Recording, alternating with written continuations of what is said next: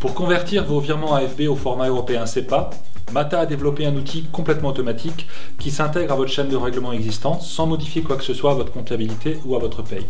Pour en parler, nous avons avec nous un de ses concepteurs, Sylvain Cam. Oui, bonjour. Bonjour Sylvain.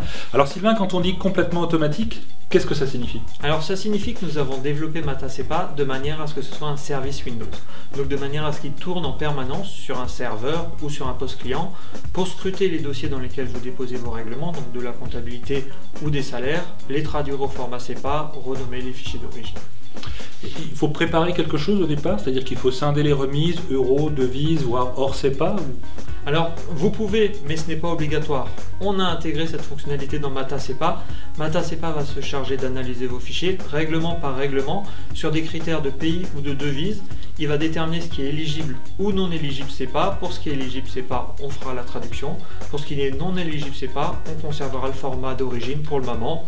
Peut-être plus tard ferons-nous la traduction dans un format tierce tel que le format CGI sur lequel les banques travaillent pour le moment. D'accord. Alors pour faire un virement SEPA, il faut des coordonnées bancaires adaptées, notamment le BIC et l'IBAN. Comment vous pouvez les obtenir? Je pense à un virement domestique exactement. Alors, pour l'IBAN déjà. L'IBAN, c'est un simple calcul d'une clé IBAN à partir du RIB que l'on retrouve dans les règlements. Donc l'European Payment Council a élaboré un algorithme pour calculer cette clé IBAN. Cet algorithme, nous l'avons intégré à Mata SEPA. Pour le code BIC, par contre, on n'a pas d'algorithme. Alors non, pour le code BIC, il n'y a pas d'algorithme. Ce que dit l'European Payment Council, c'est que le code BIC, il faut le retrouver dans un annuaire. Annuaire qu'on interroge à partir d'un code banque, d'un code guichet que l'on retrouve dans le RIB de vos règlements.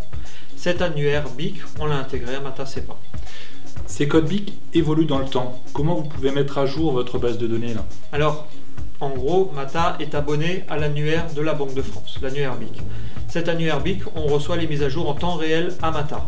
Ce qu'on a fait, c'est que votre client Mata SEPA va se connecter à Mata automatiquement toutes les nuits par l'intermédiaire du service, récupérer la dernière mise à jour de manière à ce que chaque matin, votre annuaire BIC soit à jour pour traiter vos règlements. Parfait. Alors, on a maintenant des coordonnées enrichies avec un BIC, un IBAN. Est-ce qu'on a tout ce qu'il faut pour faire un virement SEPA? Alors, peut-être que non, Pascal, parce que les banques, quand elles sont passées au SEPA, elles ont élaboré de nouveaux champs, tels que par exemple le champ finalité. Certaines banques risquent de rendre ces champs obligatoires. Nous, dans Mata SEPA, on a prévu de renseigner des données dans ces champs d'après des schémas de traduction choisis par l'utilisateur lorsqu'il paramètre Mata SEPA. Très bien. Dernière question, comment vous traitez la sécurité dans ce convertisseur? Alors, 3 points pour traiter la sécurité. Premier point, on ne conserve aucune trace des fichiers traités dans le convertisseur, de manière à ce qu'au niveau du logiciel, la sécurité soit assurée.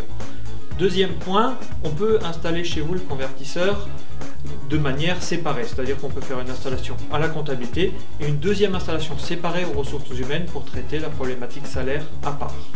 Enfin, dernier point, on peut chaîner un traitement à l'exécution de Mata SEPA. Par exemple, si vous avez la signature FRP, on peut chaîner l'ajout et la préparation des fichiers en signature après la traduction SEPA d'un fichier par Mata SEPA. Très bien, c'est très clair, merci Sylvain. Merci. Alors, il me reste à ajouter que cet outil est bien sûr ouvert à l'ensemble des banques et qu'il ne vous engage absolument pas à travailler avec telle ou telle banque, que cet outil est illimité en nombre de flux et qu'il n'est pas surfacturé en fonction d'un volume d'envoi que vous pouvez pratiquer, et que cet outil est pratiqué par abonnement et donc vous permet au bout d'1 ou 2 ans, si votre ERP a évolué nativement vers les formats SEPA, d'arrêter son abonnement. Pour en savoir plus, retrouvez-nous sur matasepa.fr. Merci.